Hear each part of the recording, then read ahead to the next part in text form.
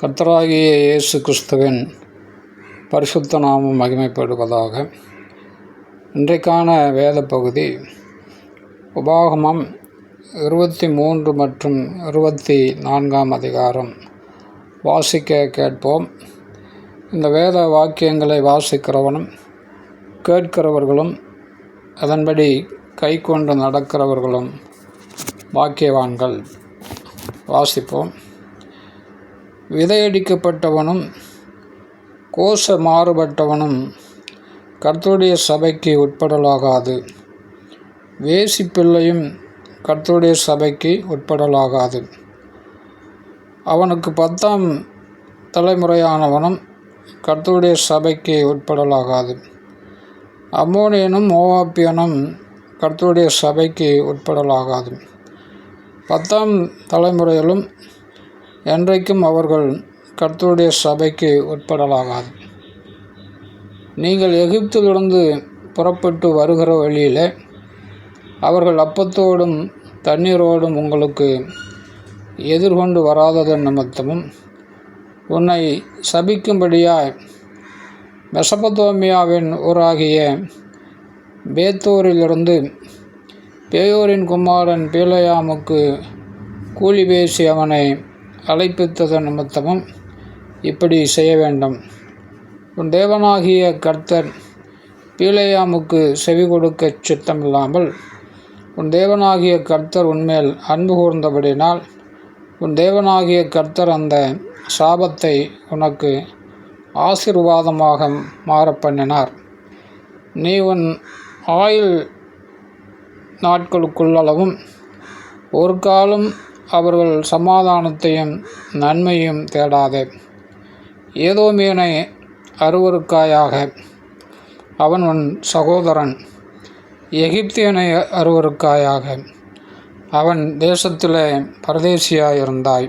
3ஆம் தலைமுறையில் அவர்களுக்கு பிறந்த பிள்ளைகள் கர்த்தருடைய சபைக்கு உட்படலாம்.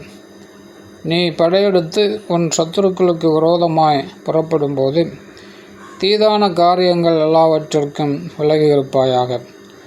ராக்காலத்தில் சம்பவித்த தீட்டினாலே அசுத்தமாயிருக்கிற ஒருவன் உங்களில் இருந்தால் அவன் பாளையத்திற்கு வெளியே போய் பாளையத்திற்குள் வராமல் சாயங்காலத்தில் ஜனத்தில் ஸ்நானம் பண்ணி சூரியன் அஸ்தமிக்கும்போது பாளையத்திற்குள் வரக்கடவன்.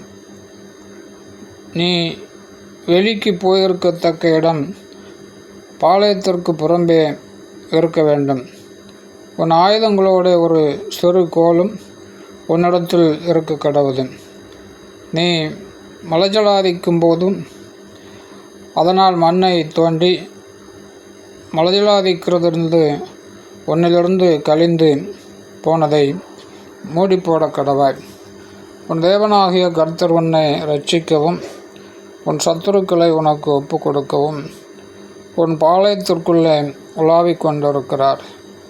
ஆகையால் அவர் உன்னிடத்தில் அசூசியான காரியத்தை கண்டு உன்னை விட்டு போகாதபடிக்கு உன் பாளையம் சுத்தமாக இருக்க கடவுது. தன் எஜமானுக்கு தப்பி உன்னிடத்தில் வந்த வேலைக்காரனை அவனுடைய எஜமான் கையில் ஒப்புக்கொடாயாக. அவன் உனக்கு இருக்கிற உன் வாசல்களில் ஒன்றில் தனக்கு சம்மதியான இடத்தை தெரிந்து கொண்டு அதிலே உன்னுடனே இருப்பானாக. அவனை ஒடுக்க வேண்டாம். இஸ்ரவேலின் குமாரத்திகளில் ஒருத்தியும் வேசியாக இருக்கக்கூடாது. இஸ்ரவேலின் குமாரரில் ஒருவனும் ஆண் புணர்ச்சிக்காரனாக இருக்கக்கூடாது. வேசி பணயத்தையும் நாயின் கிரயத்தையும் எந்த பொருத்தனையினாலாகிலும் உன் தேவனாகிய கர்த்தரின் ஆலயத்தில் கொண்டு வராயாக. அவைகள் இரண்டும் உன் தேவனாகிய கர்த்தருக்கு அருவருப்பானவைகள். கடனாக கொடுக்கிற பணத்துக்கும் ஆகாரத்துக்கும் கடனாக கொடுக்கிற வேறு எந்த பொருளுக்கும் உன் சகோதரன் கையில் வட்டி வாங்காயாக. அந்நியன் கையில் நீ வட்டி வாங்கலாம். நீ சுதந்திரிக்கப் போகிற தேசத்தில் உன் தேவனாகிய கர்த்தர் நீ கையிடும் வேலையிலெல்லாம் உன்னை ஆசீர்வதிக்கும்படி உன் சகோதரன் கையிலே வட்டி வாங்காயாக. நீ உன் தேவனாகிய கர்த்தருக்கு பொருத்தனை பண்ணியிருந்தால் அதை செலுத்த தாமதம் செய்யாதே. உன் தேவனாகிய கர்த்தர் அதை நிச்சயமாய் உன் கையில் கேட்பார். அது உனக்கு பாவமாகும். நீ பொருத்தனை பண்ணாதிருந்தால் உன்மேல் பாவமில்லை. உன் வாயினால் சொன்னதை நிறைவேற்ற வேண்டும். உன் தேவனாகிய கர்த்தருக்கு உன் வாயினால் நீ பொருத்தனை பண்ணி சொன்ன உற்சாக பலியை செலுத்தி தீர்ப்பாயாக. நீ பிறனுடைய திராட்சை தோட்டத்தில் பிரவேசித்தால் உன் ஆசை தீர திராட்சை பழங்களை திருப்தியாய் புசிக்கலாம். உன் கூடையில் ஒன்றும் எடுத்து கொண்டு போகக்கூடாது.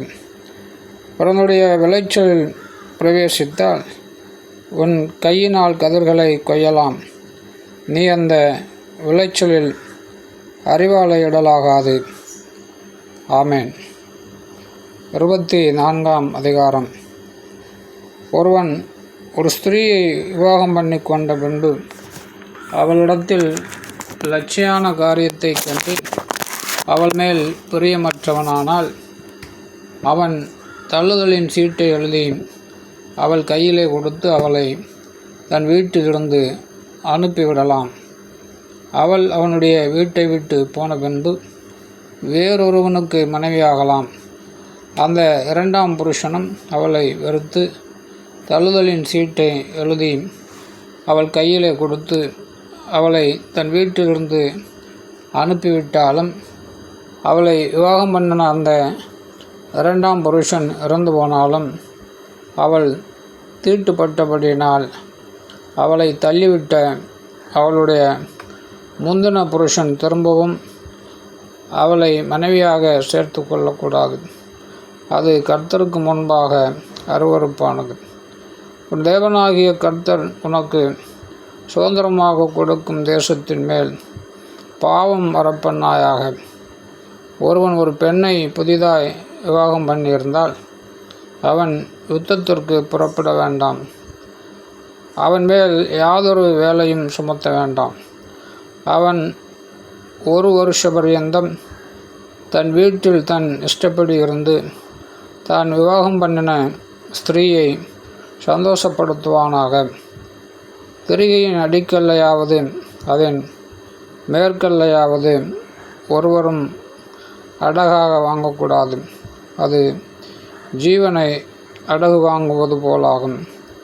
தன் சகோதரராகிய இஸ்ரவேல் புத்திரரில் ஒருவனை திருடி அதனால் ஆதாயம் தேடி அவனை விற்று போட்ட ஒருவன் அகப்பட்டால் அந்த திருடன் கொலை செய்யப்பட வேண்டும். இப்படியே தீமையை உன் நடுவிலிருந்து விலக்க கடவாய். குஷ்டரோகத்தை குறித்து லேவியராகிய ஆசாரியர் உங்களுக்கு போதிக்கும் யாவையும் கவனித்து செய்யும்படி மிகவும் எச்சரிக்கையாயிருங்கள். நான் அவர்களுக்கு கட்டளையிட்டபடியே செய்ய கவனமாயிருப்பீர்களாக. நீங்கள் எகிப்திலிருந்து புறப்பட்டு வருகிற வழியில் உங்கள் தேவனாகிய கர்த்தர் மிரியாமுக்கு செய்ததை நினைத்து கொள்ளுங்கள். பிறனுக்கு நீ ஏதாகிலும் கடனாக கொடுத்தால் அவன் கொடுக்கும் அடகை வாங்க நீ அவன் வீட்டிற்குள் பிரவேசிக்க வேண்டாம். வெளியே நிற்பாயாக. கடன் வாங்கினவன் அந்த அடகை வெளியே உன்னிடத்தில் கொண்டு வருவானாக. அவன் தரித்திரனானால் நீ அவன் அடகை வைத்து கொண்டு நித்திரை செய்யாமல் அவன் தன் வஸ்திரத்தை போட்டு படுத்து கொண்டு உன்னை ஆசீர்வதிக்கும்படி பொழுது போகும்போது திரும்ப அந்த அடகை அவனுக்கு கொடுத்து விட வேண்டும். அது உன் தேவனாகிய கர்த்தருக்கு முன்பாக உனக்கு நீதியாயிருக்கும். உன் சகோதரரிலும் உன் தேசத்தின் வாசல்களிலும் உள்ள அந்நியரிலும் ஏழையும் எளிமையுமான கூலிக்காரனை ஒடுக்காயாக.